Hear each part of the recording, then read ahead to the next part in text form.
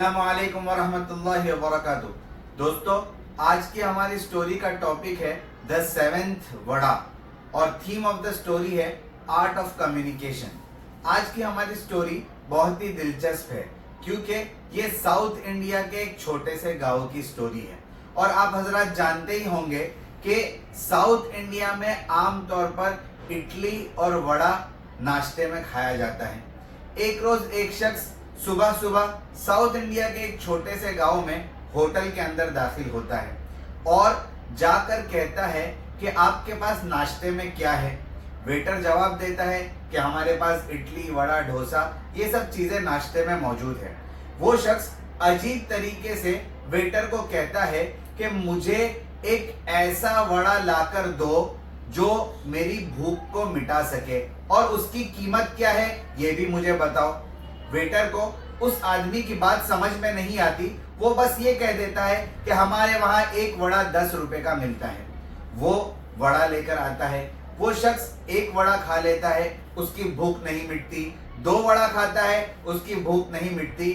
यहां तक कि वो 7 वड़े खा लेता है और 7वां वड़ा खाने के बाद उसकी भूख मिट जाती है।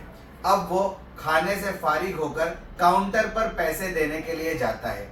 जब उसको बिल बताया जाता है तो मालूम होता है कि 7 वड़े के उसको 70 रुपए यानी 70 रुपीस अदा करने हैं। लेकिन वो शख्स कहता है कि मैंने बिल्कुल साफ बात कही थी जब मैंने ऑर्डर दिया था कि मुझे उस वड़े की कीमत बताओ जो मेरी भूख को मिटा सके, और 6 वड़े खाने तक मेरी भूख नहीं मिटी। जो वड़ा मेरी भूख को मिटा सका वो सिर्फ 7वां वड़ा था। इस वजह से मैं सिर्फ 7वें वड़े की यानी एक ही वड़े की कीमत अदा करूंगा।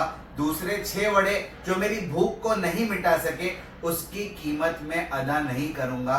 ये कहकर वो एक वड़े के पैसे देकर वहां से चला गया।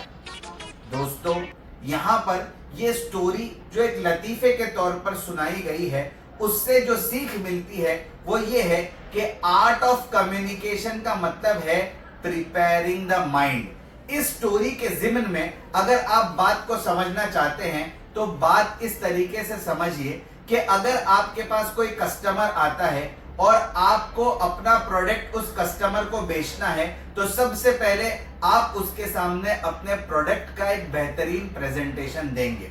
अगर आपने बेहतरीन प्रेजेंटेशन दिया, इसके बावजूद आप डील को क्लोज नहीं कर पाए, इसका मतलब यह है कि आपने सामने वाले को 6 वड़े तो खिला दिए लेकिन 7वां वड़ा खिला नहीं पाए, जिसकी वजह से उसकी भूख नहीं मिटी और आप डील को क्लोज नहीं कर पाए।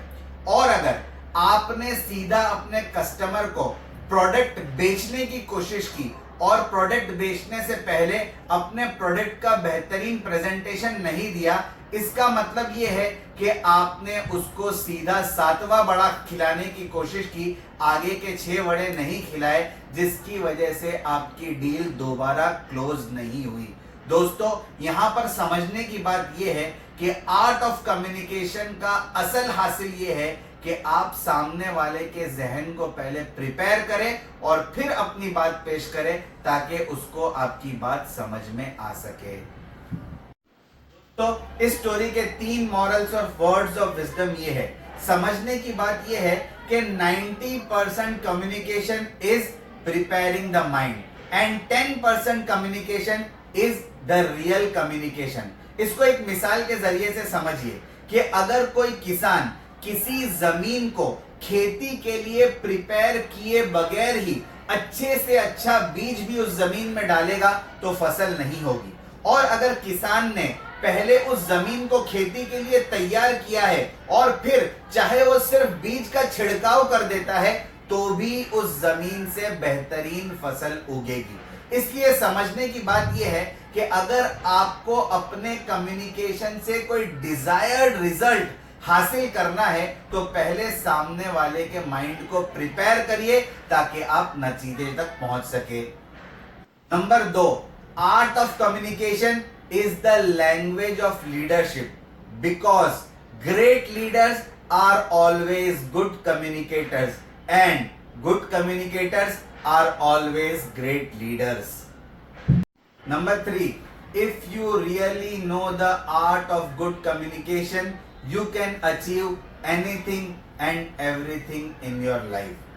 दोस्तों, द आर्ट ऑफ कम्युनिकेशन के टॉपिक पर 3 अच्छी बुक्स के नाम, उनके ऑथर्स के नाम और पब्लिशिंग डेट ये है।